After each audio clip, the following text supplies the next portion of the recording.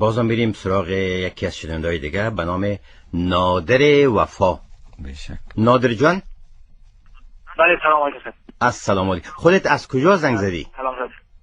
من شاکرای چاوی نادر وفا هستم. سلام و احترامات خود خدمت اورنجان یوسفی و فراجان دریا از صمیم قلب تقدیم میکنم.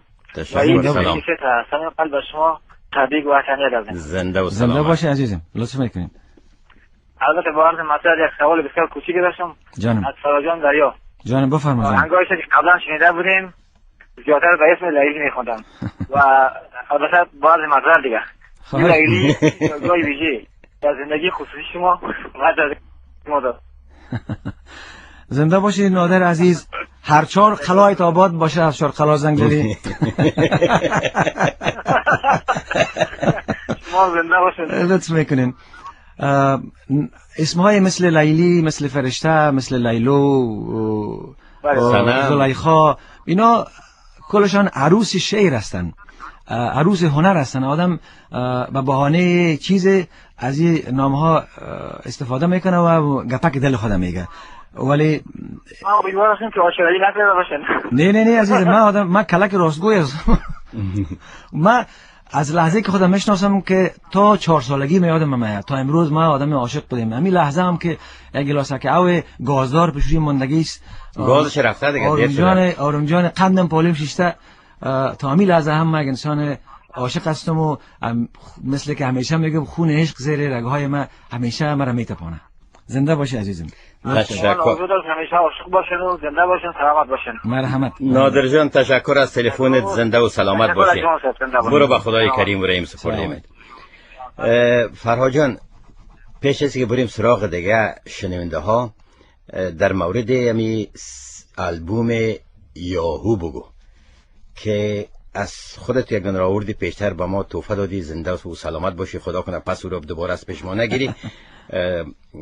که چطور رسید، از کجا آدم پیدا کنه، چه وقت ساختی، چرا ساختی، و اگر امکاناتش باشه از امی جان خواهش کنیم که یکی از آهنگای امی یاهو را بر ما بانک بشنیم. بچه‌شم عزیزم، البوم یاهو تقریبا 2 ماه پیش یا کمتر از 2 ماه پیش در افغانستان پخش شد، به بازار برآمد. اصلا یک پروژه بود برای صلح، یا به اصطلاح به خاطر ترویج فرهنگ و گفتمان صلح در افغانستان ترتیب شده بود و اهدا برای صلح در افغانستان شده بود. به می خاطر ما ایره نخواستیم در بازار بفروشیم، بلکه به صورت رایگان و به گفته خودت مفت مجانی به بازار تقسیم کردیمش، به رسانه ها، به رادیوها و تلویزیون ها پخش کردیمش و کوشش هم میکنیم که در غرب و در شرق بیرون از افغانستان هم بیشتر به خاطر پیامش پخش کنیم و فکر میکنم که شاید خوب باشه که امو خود آهنگ حل یاهو که البوم به نامش یاد میشه که به زبان پشتو هست، او رو نشر کنیم که شعرش روی حل هم به اید شما و یاهو هم به شما و هم به بسیار فرهادم به اید شما همه دو چشم نفس سوخته که باشی تلفظ کردن نمیتونی. مرزی باید بسیار استوار باشی. باید از من باید تلفظ شود.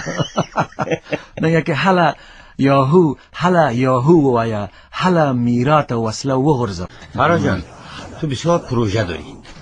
جدی من میبینیم پروژه هم پروژه خیرخانه یاد میاد تا بالا تکمیل نشده.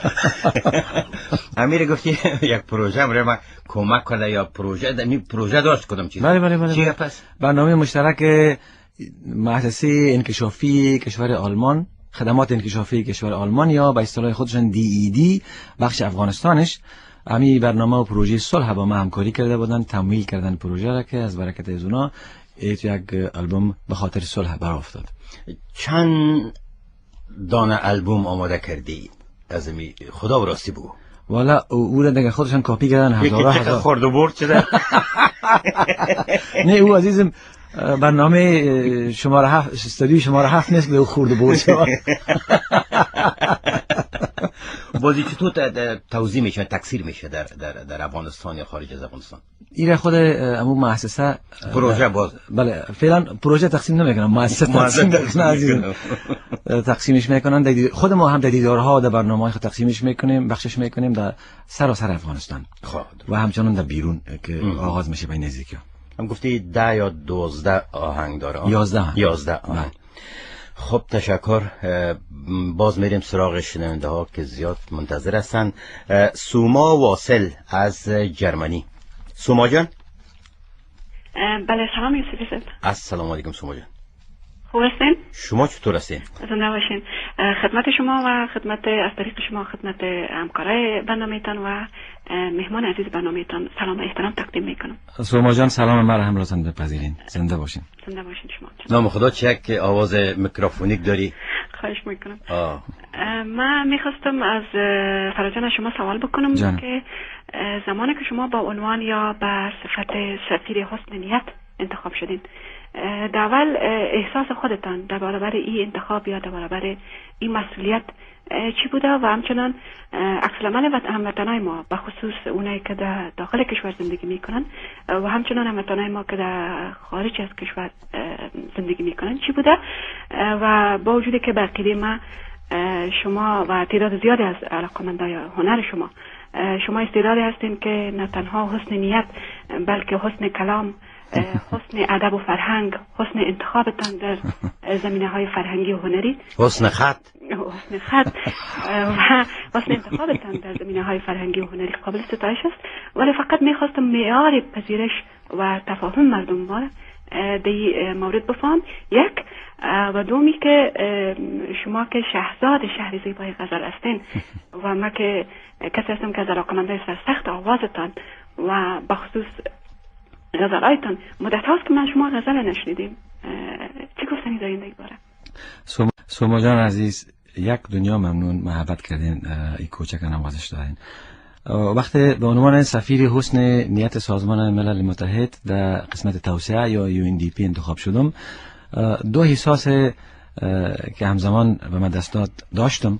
یکی که میدیدم که دیده میشم، تلاشم دیده میشه، حسن نیتم در برابر انسان در مجموع، نه تنها در افغانستان، در همه جای دیده میشه و اصلا کسایی که یقین دارن که کسای مثل ما میتونه برای بشریت چیزی انجام بده و میشه پل تفاهم و گفتمان بین نیت‌های نیک و ملت‌ها و مردم شود. این به من کمال افتخار و خوشی بود. در پهلویش یک لرزه هم دل ما گرفت، چون این نام میتونه تنها یک نام خالی و خشک و بی اهمیت هم باشه اگر ما مؤثر نباشم. میترسیدم که هنوزم میترسم که نشه ما اثر بخشی را که لازم است یک سفیر حسن نیت داشته باشم. به می خاطر سخت‌ترین تلاش ها را میکنم و آرزو میکنم که لرزش دل ما به زودی رفع شود. و به ارتباط موسیقی، غزل خودش از